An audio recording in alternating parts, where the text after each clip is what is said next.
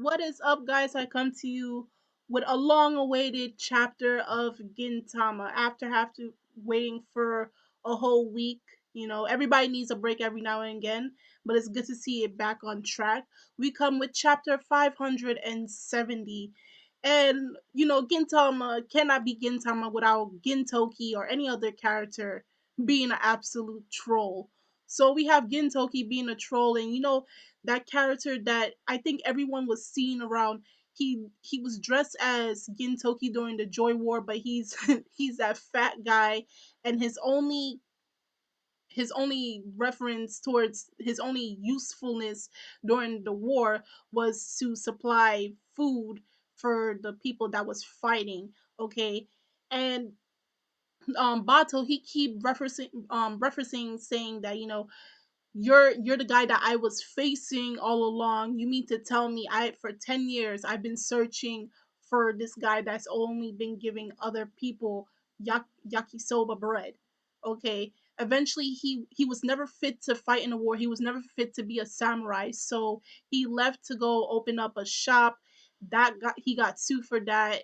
And then the next shop he opened for, he got accused of being indecent towards the public eye, and it got shut down, and he eventually ended up having a gray scale job. Okay, so it was very funny. So they all this time he was chasing after Gintoki's so-called disciple. Okay, but really the reason why he was chasing after him, what he thought was he was fighting him, actually he was going after Gintoki the whole time. And he explained saying that when he was fighting Bakuyasha, that's what they want to call him, they were saying that he was feeling some type of killer intent. And Gorilla-sensei, I have to say, you gave me a shock. I had a mini heart attack when I was reading this chapter because I read it earlier and then I had to reread it again to for this review. And I did have a mini shock because I seriously thought Gintoki died, and I know he's not going to die, hopefully, unless you know Gorilla-sensei has something else in mind. But we thought Gintoki died because he got slashed in half, but really it was Bato's projection of Gintoki's killer intent. And it's to show like Gintoki's self is appearing as clones, but really it's his desire for bloodlust that's so strong that's projecting out, and it's confusing Bato. Because Bato, remember, he shut his both his eyes and he shut his ears, so he can only see with that third eye on top of his forehead, and he's able to read Gintoki's movements. But because Gintoki's bloodlust is so strong, he is blinding him from his real goal of taking down Gintoki. And by the end of the chapter, they showed the part where if you rob a samurai of his hand, his dominant hand that he uses to swing a sword, you can no longer call him a true samurai. And that's what, remember, Bato did to Sakamoto. Sakamoto used to wield a sword, but because of the damage that he received on his right hand by Bato, he no longer can hold a sword. That's why he always uses a gun. So Gintoki's true intentions was to, you know, damage Bato's hand that he uses to swing his sword. Okay, but Bato's true intentions are to eliminate Gintoki.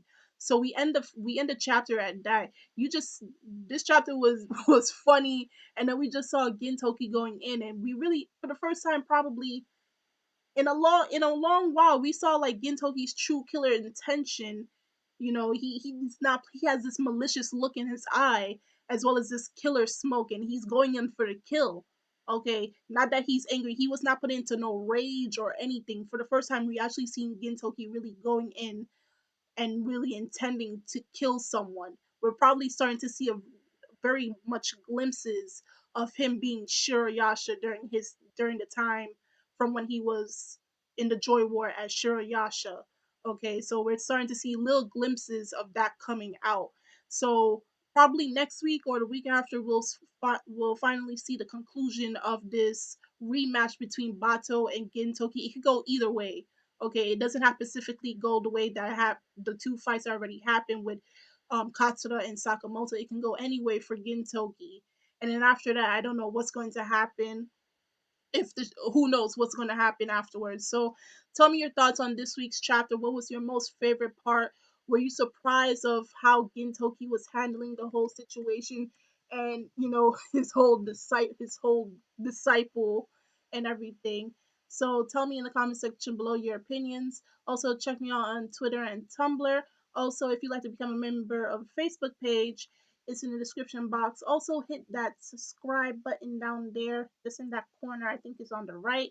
Hit that. It would really help this channel out, as I would like this channel to grow more within the anime community on YouTube. And I'm Kimmy Chan of Anime Legends Podcast, and I will see you guys later.